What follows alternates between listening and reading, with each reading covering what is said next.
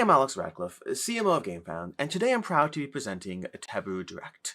With me I have Davida, CEO and founder of Explore, the company behind Teburu, and we're going to be talking about a lot of things, all things, past, present, and future with Teburu. Davida, welcome. Hi, Alex. Thanks for welcoming here myself and to give us the opportunity to talk about the present, the future, but also brief about the past for who doesn't know so much the system yet. Well, let's start with that, because there's going to be a lot of people watching this who are very familiar with the games you've put out, the system you've created, but there will be a lot of people who aren't yet familiar with what Teburu does, what it has done already. Let's talk a little bit about what brought us here and what you've already done with the system.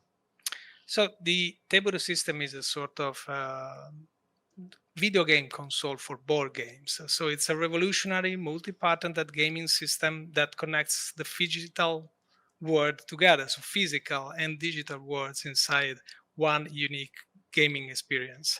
The core piece, the core product is a sort of black cardboard foldable mat that has an invisible inner layer of sensor electronics that identify and tracks the miniature and the smart component on it. And then it unlocks a lot of opportunity thanks to the app that we developed together with the game.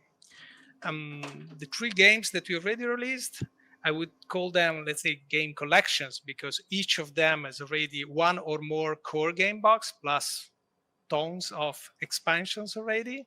So the first one is The Bad Karmas, is an original IP, a cooperative boss fight game that offers more than 20 scenarios up to date, where completely different gigantic demigods are the boss that knows always where you are, where the players are in the map, what they have done, which is the status of the battle, so that they can intelligently react and act, taking weighted decisions in order to achieve, let's say, their own goals.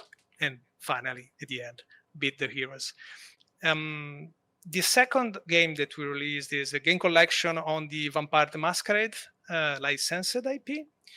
And this is a narrative-driven investigation game with some area control mechanics and RPG elements. And this is a completely different approach. So after an original IP game, we wanted to do an external renowned IP brought onto the system to offer a new entry point to it. And the third game that was completing our introduction on the market of the system is Sword and Sorcery. It's a game that we are going to release and deliver in the next few months.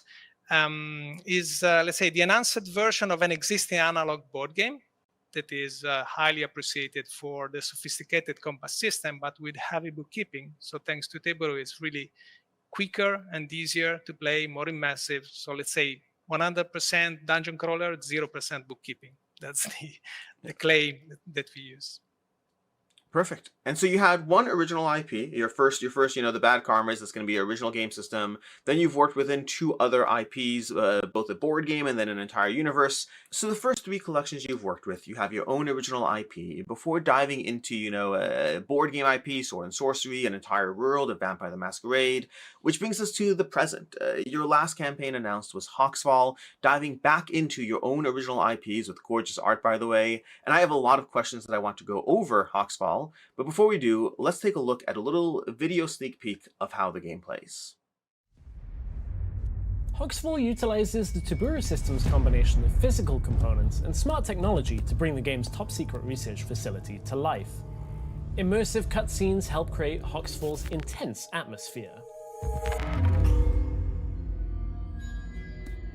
Doors and tight corners obscure the dynamic campaign from view as the digital game master adapts behind the scenes while you take your turns. HOXFALL reacts to your decisions as you enter new areas, and with it reveals new threats to deal with. In HOXFALL, you're facing down a swarm of mutated life forms that think, act, and react as a unified enemy. How you approach each scenario must take into account ever-growing threats of the mutagen horde. It's time to fight the swarm back. Pick your weapon of choice and use the targeting menu to select an enemy location. How much firepower you want to unleash is up to you. Roll the dice, and the Teburu system handles the rest.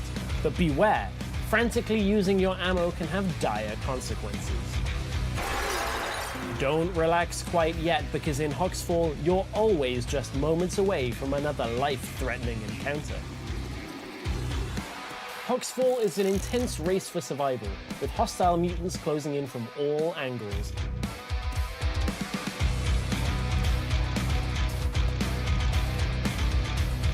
But beware, especially when the aliens combine to form bigger, stronger, and more deadly aberrations.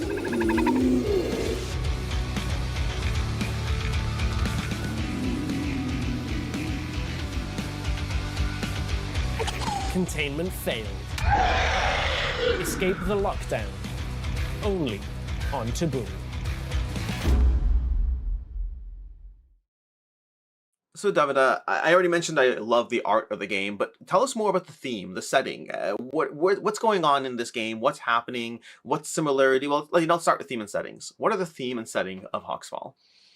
So HOXFALL is a pulp-style horror theme.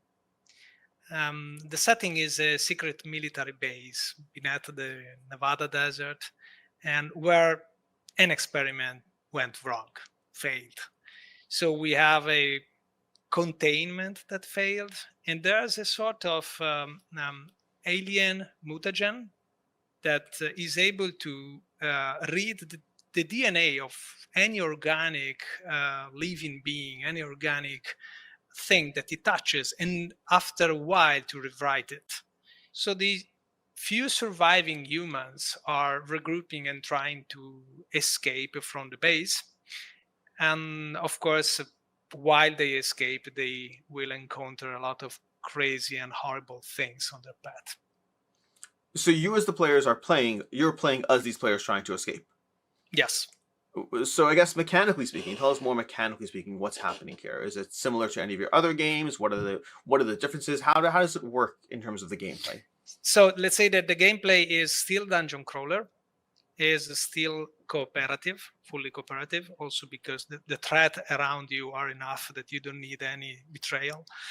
And the gameplay is, let's say, a classic few versus not many, but a horde of enemies.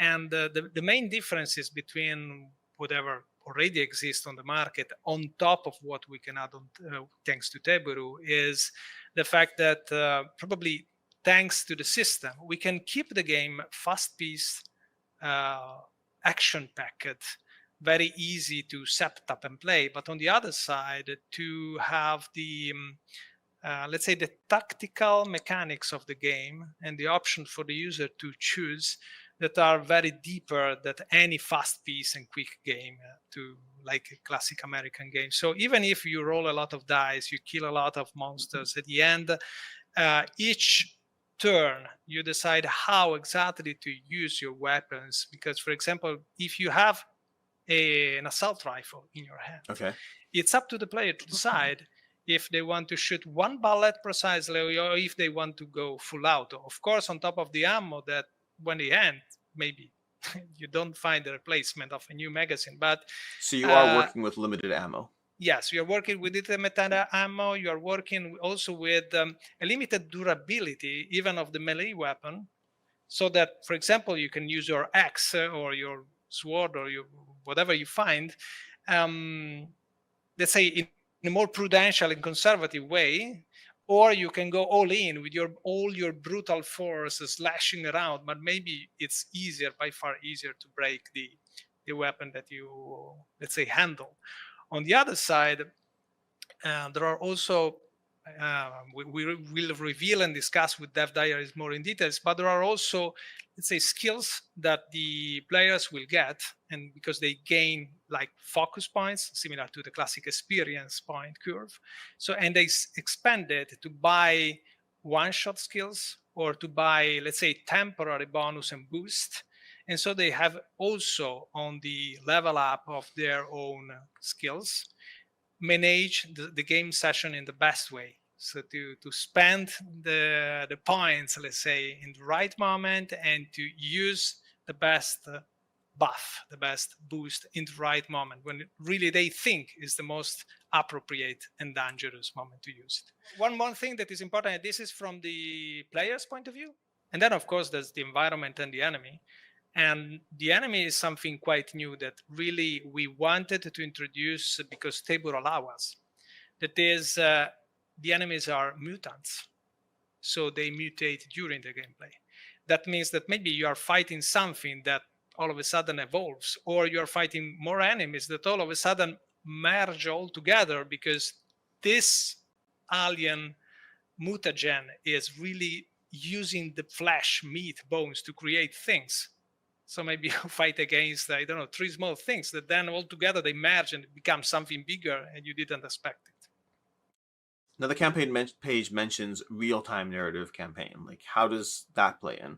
So imagine that we are in this, let's say, military base, underground military base, and the players have to escape, but they are in a specific sector of the base. So they, let's say, influence the here and now. So we are in this room, and they influence what they see and what they interact with. But in the meanwhile, in the base, there's a sort of timer going on, like a clock. And in the meanwhile, things happen around the base. So if you are in the place where something happens, then you leave it. If you are nearby, maybe you hear something like an explosion or something, but you don't know what's happening. If you are far from there, maybe you don't notice it. And you discover only later on if and when you will pass from the other sector of the base. So when you replay the game, the same campaign, you can try different paths to escape from the base, living a completely different experience. Very good. And when is the campaign launching? So the date is July 21st this year. So Perfect. we wait all of you there that day. Excellent. So we've covered everything Teburu past. We've now covered Teburu present, which brings us to the most exciting part of this video, all things Teburu future.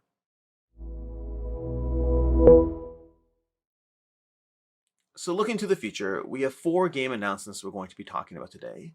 But we're going to start where it all began, with the Bad Karmas coming back with Volume 6. Let's take a look at a short teaser for the game.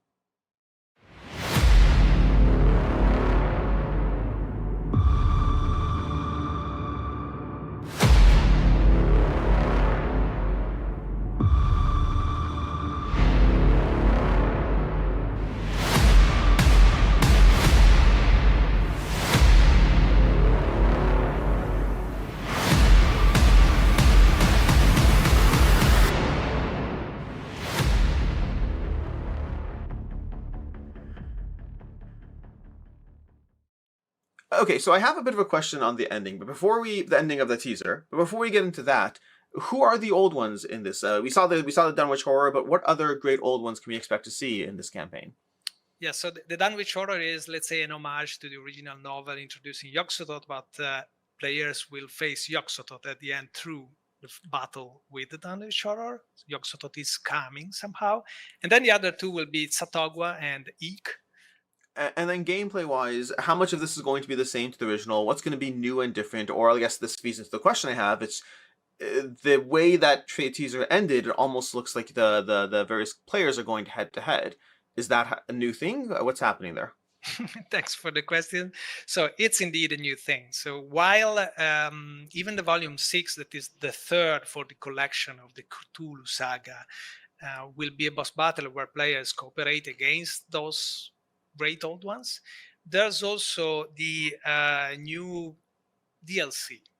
It's a game mode that during the campaign, we give for free to players and backers buying the Volume 6, but then it will be an available DLC for everybody willing to buy outside the crowdfunding campaign, because it's cross volumes. So wherever they play and whatever they want to play, if it's the Curse of the Zodiac or the Curse of Cthulhu, they can decide to play with this new mode that is the Curse of Competition, so that each player or each 2 players choose a team of 2 heroes and the other one choose another 2 heroes. So they still have to fight against the boss, but then they have to see who's best. So there will be a scoring system. So whatever is the damage that you do, the status that you apply, or whatever are positive action towards the final goal to beat the boss is giving a score. And then we have also some achievement that gives a special score at the end, like last kill hit or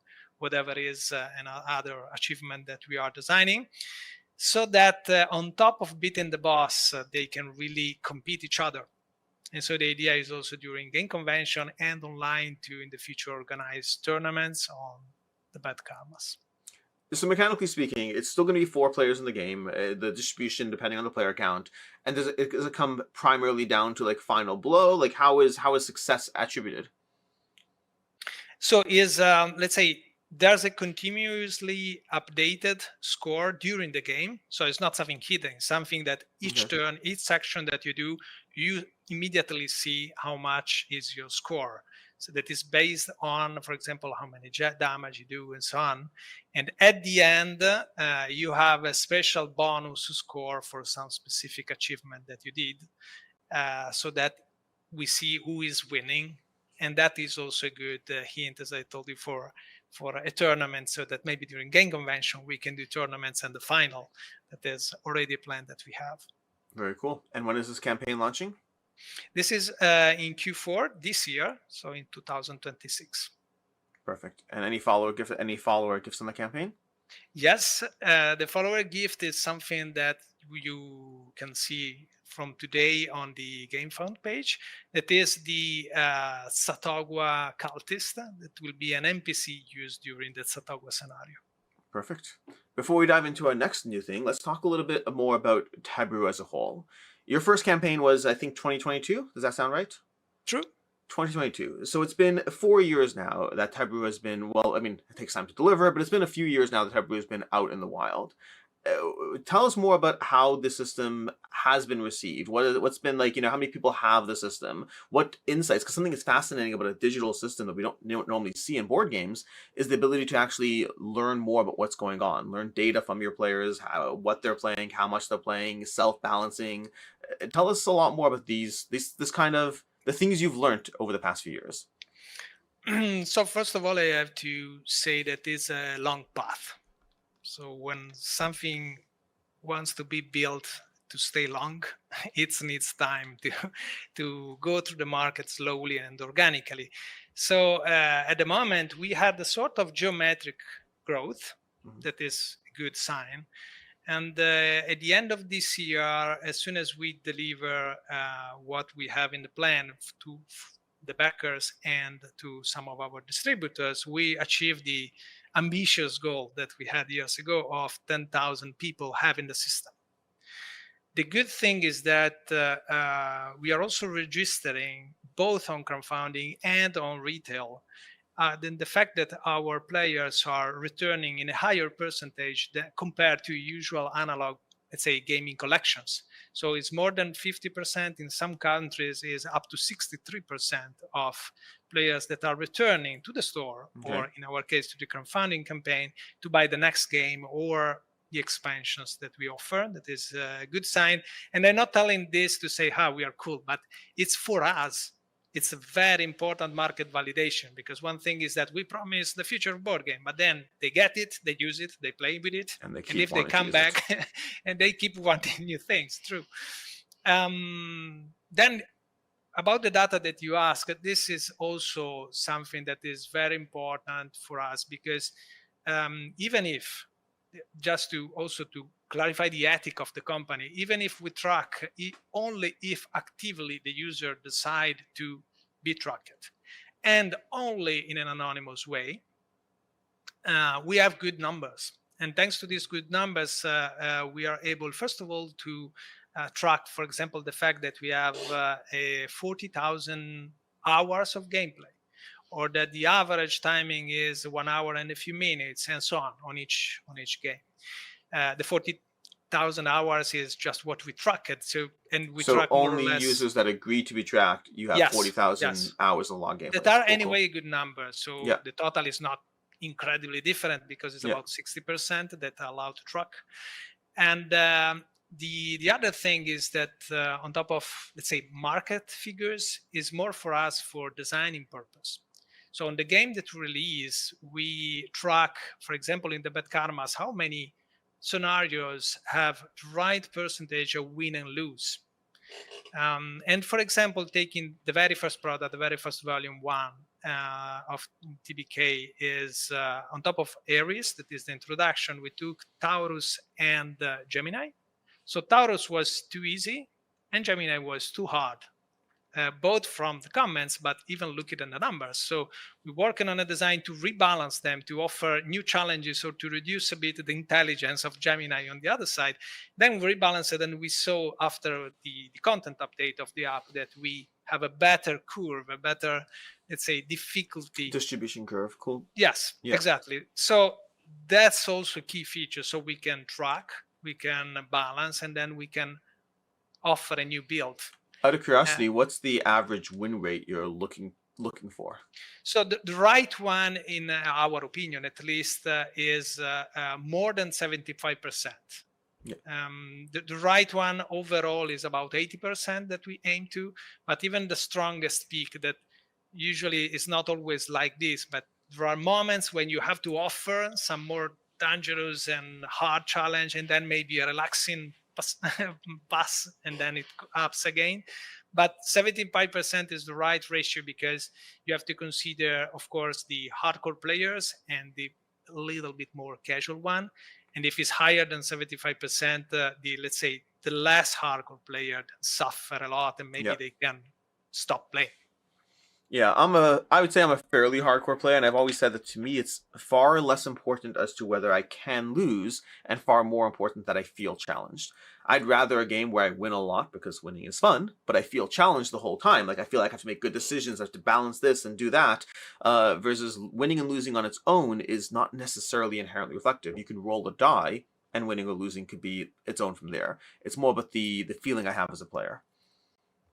True, I fully agree, and this is also gave me the assist to talk about the update that we did, for example, that is not properly on the balance, is more on the intelligence of the boss. So we wanted to offer a challenge that is not predictable. At the beginning, some of the bosses were, let's say, too much predictable for players that are replaying the same boss, while now all the bosses are more intelligent, so they really cannot predict exactly what it's going to do, can understand what it could do, or what are probably the options and the kind of behavior that he may have in a specific stage. But now that the boss is more intelligent, because we did a significant update and upgrade, everybody says it's more challenging and so more entertaining. Very good. And with that, let's go ahead and talk about our next game. Our next campaign is Vampire the Masquerade Abyssal Echoes. Let's take a look at the teaser for this.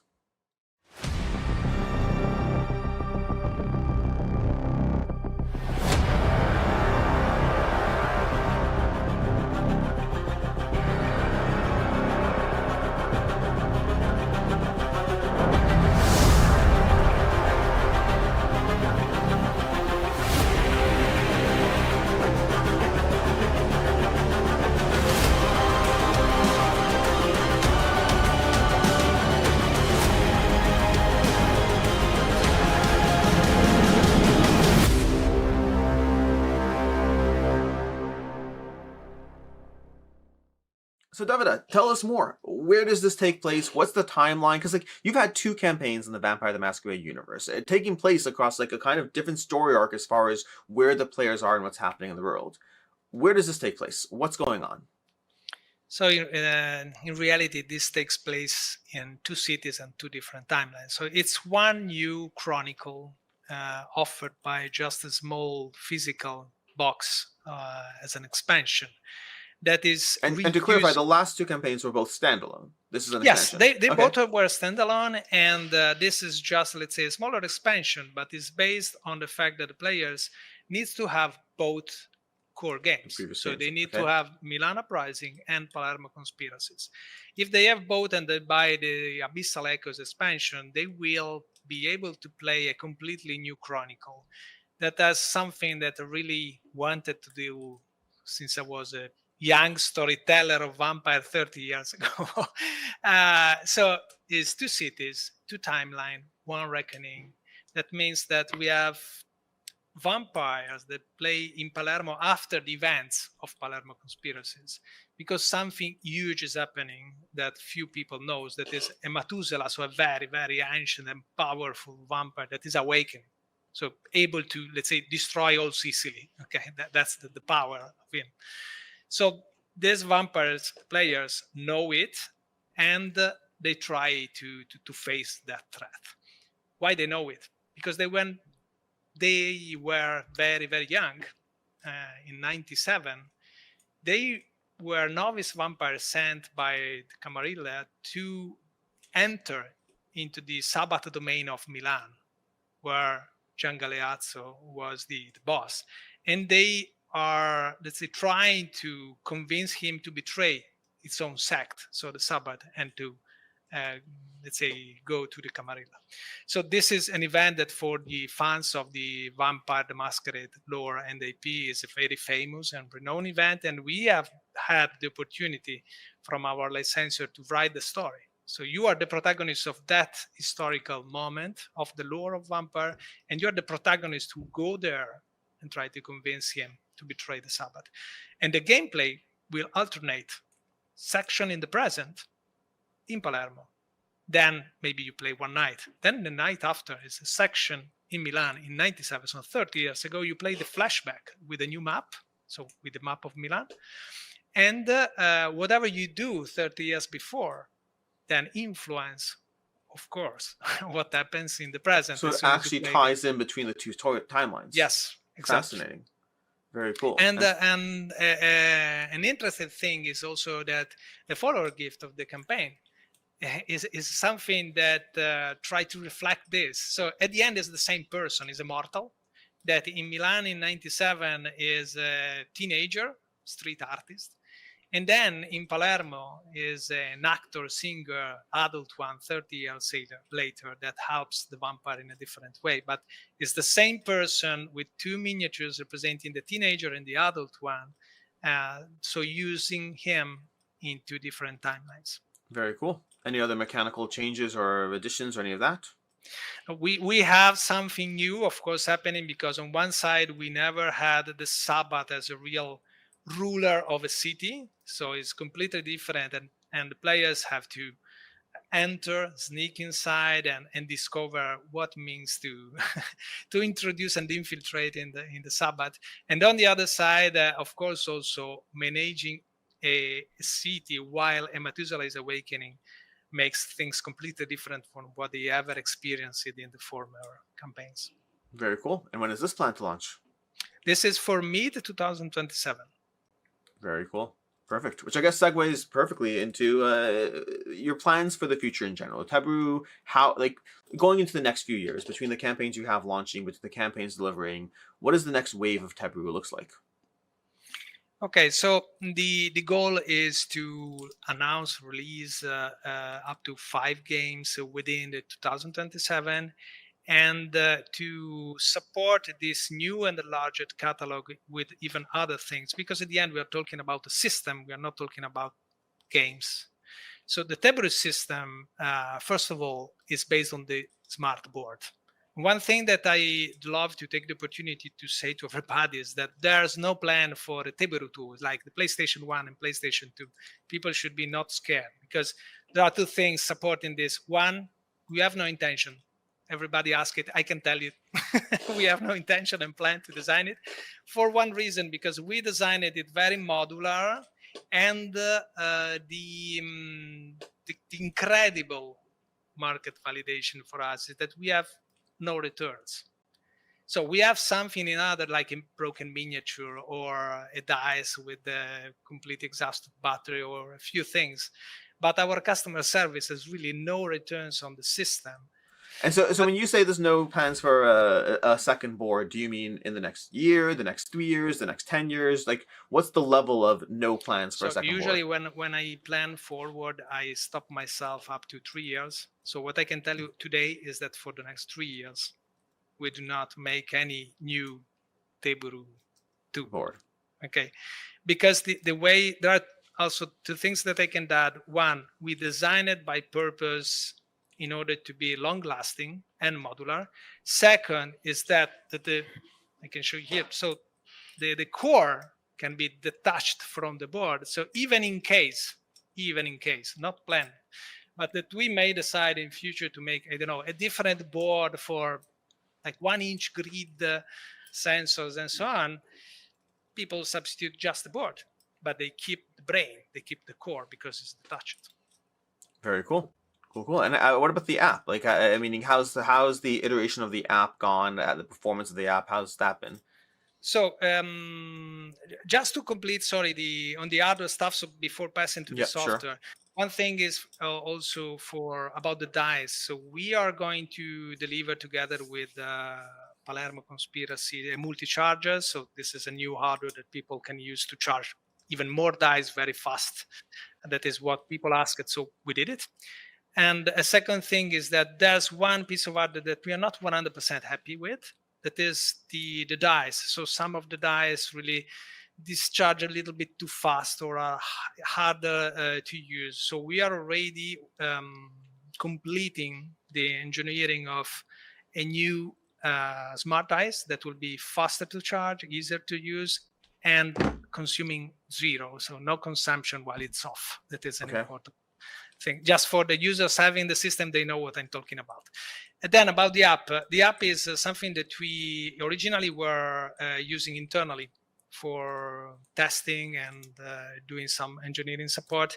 Then we decided to release it, and we are continuously working on it, and it will be by far enriched in the future. So it's like a tech analysis and support tool, but then it will be the real entry door, the real gate into the Teburu world, because we're working on a Teburu account for a universe of services that people is asking. So we're taking note, as always, as our followers know, and we will offer them in the future, including the fact that we are going to open an online boutique store where people can buy maybe the expansion they missed or the new game that we have not been able to crowdfund. Well, that's a good question. So right now, like, everyone can see the crowdfunding, like, the campaigns you've had and all of that. But what do you sell online? Do you have retail partnerships? What do you currently have in that setup? So we don't have today an online store. We just rely on the partnership with Gamefound and the fact that during the crowdfunding campaign we can collect all the backers and so the orders, and then we produce.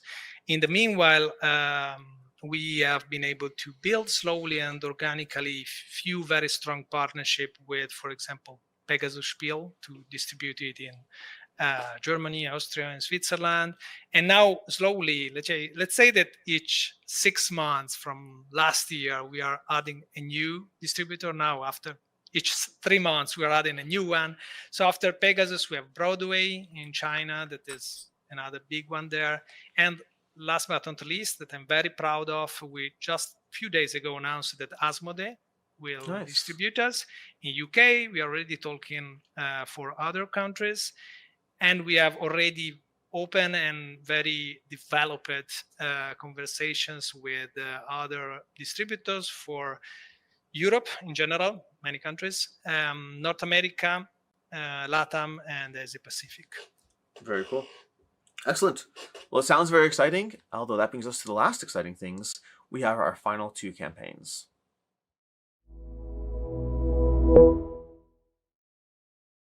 So our last 2 announcements are 2 more campaigns, one a bit more of a tease, the other we're going to fully go into, but let's start with the tease. And for that, we have a video here.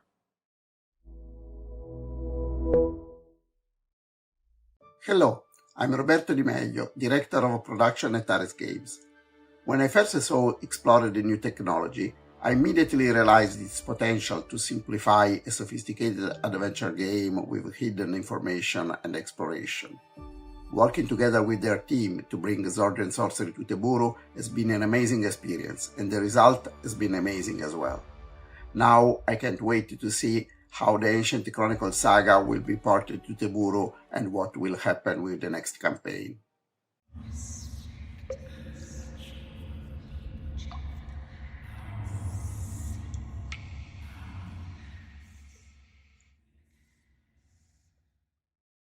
So Davida, this is exciting. This is already like we just had the Sword and Sorcery. I didn't know if it's. I mean, I had no clue if it's gonna be a one shot, just the one campaign. Tell us more about what's going on. So as RS Games did, let's say, two main campaigns. One was based on Mortal Souls, and the second one on Ancient Chronicle. Thanks to the success of the first saga, we both, as partners, want to build on it. And so we decided to already start working together on the season 2. And so while the first campaign is going to name the Unending Hunger, the second season is going to be called Sword and Sorcery Whispering Poet.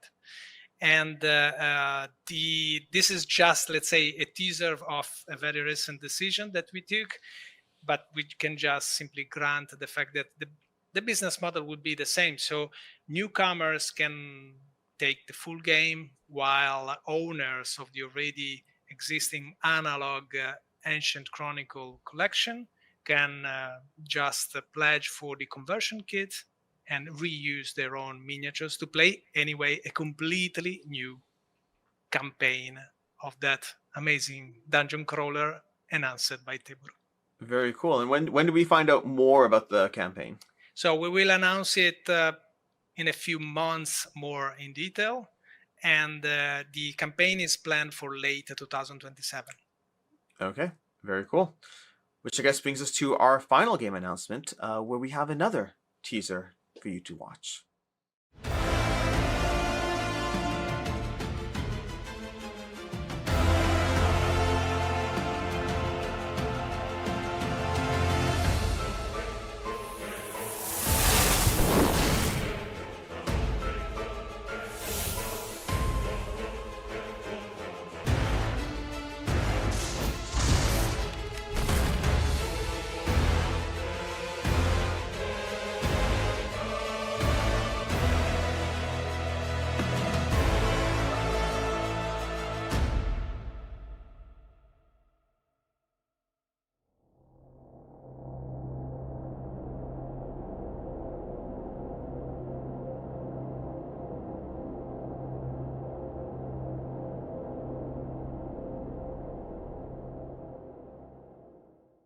So we have more Vampire the Masquerade, we have more Sword and Sorcery, and we have an entirely new partnership now from Ludus Magnus Studios.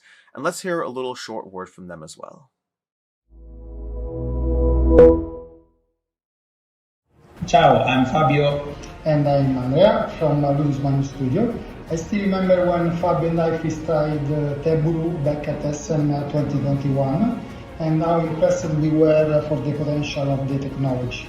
Since then, we kept the conversation going because we knew sooner or later we would find the project to collaborate on. And for us, the project could only be Black Rose Wars. We think that bringing Black Rose Wars to Teburu means opening up to new possibilities, offering players a different experience while staying deeply into the spirit of the original game.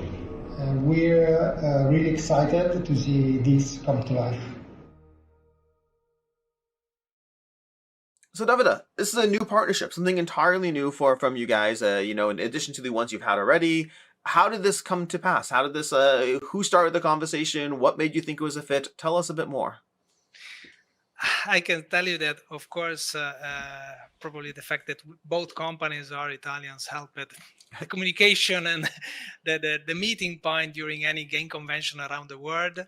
And we started talking, we started respecting each other and play the games of the other ones for fun. And then one day we said, but what we are waiting for? Why we don't cooperate immediately?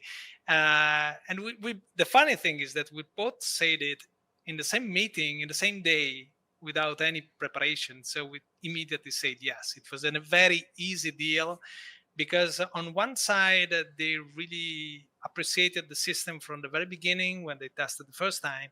And they were always telling to me that they were thinking to do something together. On the other side, as you can see to our collection, when we said before 5 games within 2027, we have mainly cooperative games. Even if one is semi-cooperative, even if on the Bad Karmas we are adding, let's say, the competitive version. But they are anyway mainly the core is a cooperative game. While we were needing, in my opinion, to offer to our backers a very good competitive game, purely competitive game, and I think that Black Rose is exactly the game that we were looking for, because on one side is competitive, on the other side is quite heavy in terms of bookkeeping, and it has a huge potential if you think about it, enhanced by Teburu. For those who don't know about the game, Black Rose Wars is a competitive game of mages casting spells as they, depending on the version of the game you play, as they either rebuild or destroy the lodge around them, while being mindful of kind of a little bit area control elements, deck building elements, a lot of fun things as you deal with, you know, the other mages, the constructs they summon, and just trying to be the best spellcaster out of all of them. Which is a good segue to asking, what's the same? What's different? What are you going to be incorporating and changing from typical Black Rose Wars? So I can say that here we really decided together to do even a step further in two directions. One is to be very free to design not a porting of a game, but a spin-off of the game able to utilize all the features that Teburu can offer. So we are designing a completely new lodge that is alive, that has, as probably you have seen from the video and from the preview page, as instead of hexagon is octagon rooms with some square corridors in the diagonal. So the gameplay will be different. The map will be different. So the lodge is new.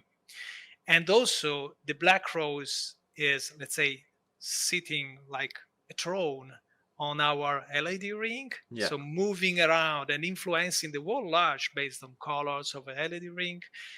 Then the fact that thanks to Teburu, we can really push to the limit the fact of asymmetrical gameplay, because it's not just one specific spell that each mage has, but each mage is a specific spellcaster that can influence the same spell. So the same spell that you use and that I use with different mages will be different. It will be reflecting our own soul, our own nature, our own specialization. And the same is for example, the evocation that we summon. We can differently use and give to our evocations different powers based on the fact that it's very asymmetrical gameplay. And last but not least, I think it's important the fact that through the avatar system, for example, they in the analog game they offered a sort of NPC, so a sort of not playable character and mage on the board. But of course, with all the plus and cons of being an analog deck of cards. Here, the avatar will be driven by the app, like the boss in the Bad Karmas. And so with his own agenda, with the different skills and purposes based on the kind of avatar that you use. But not only, we also wanted here to push forward to offer a game that can be played. So Black Rose Wars will be finally able to be played even solo. Because then the app can manage the NPC, like the other mages can be NPC. So at the end, you can even imagine a gameplay where you play solo with a quick setup thanks to Teburu, and then you use one mage. There are 2, 3, 4 mages managed by the app or remotely managed by players. Oh, okay. So you're offering multiple things. So you're offering more AI controlled avatar. Yes. True solo with regular mages being controlled by the system. And then the last one you just touched upon is, because I know that the Teburu system can already do this. You're saying I can sit here in, you know, the US and play my copy against my friend in Canada or Italy or whatever. Yes, exactly. So that is a feature that we offer on all our games. But I think that competitive games can even drive it stronger, because our dream, both from us and from Ludus Magnus, is to make online tournament and then maybe the finals at the game conventions or vice versa. So to organize something thanks to the feature of the platform that allow us to play remotely against the other mages, against the other players.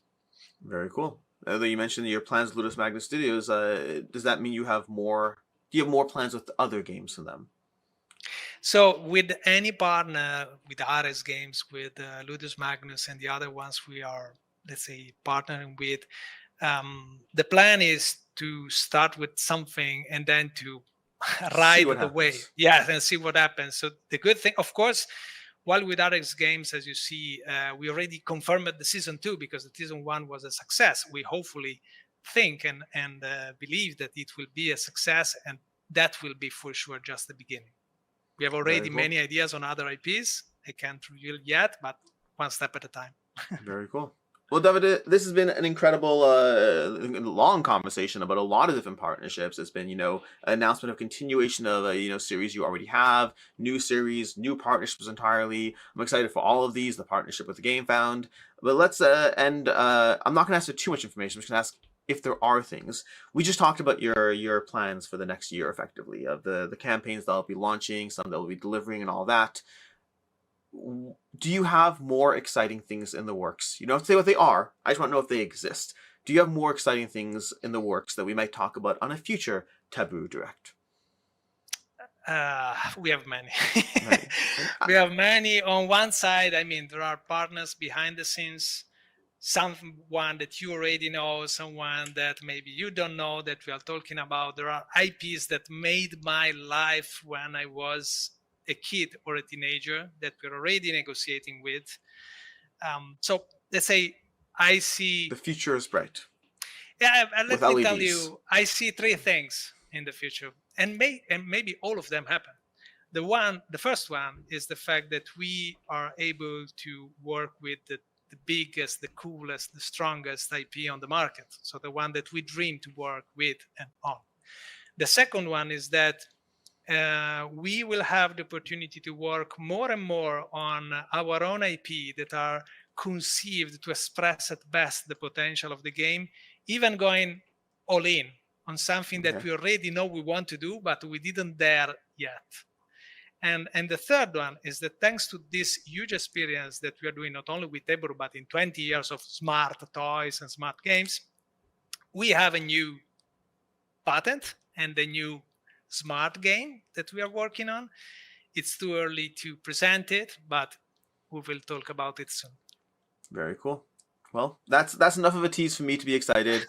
Thank you so much for joining us today. Thank you for presenting all of these, and it's going to be an exciting 2026. Thank you, Alex, and greetings to everybody. See you on Gamefound. Yeah.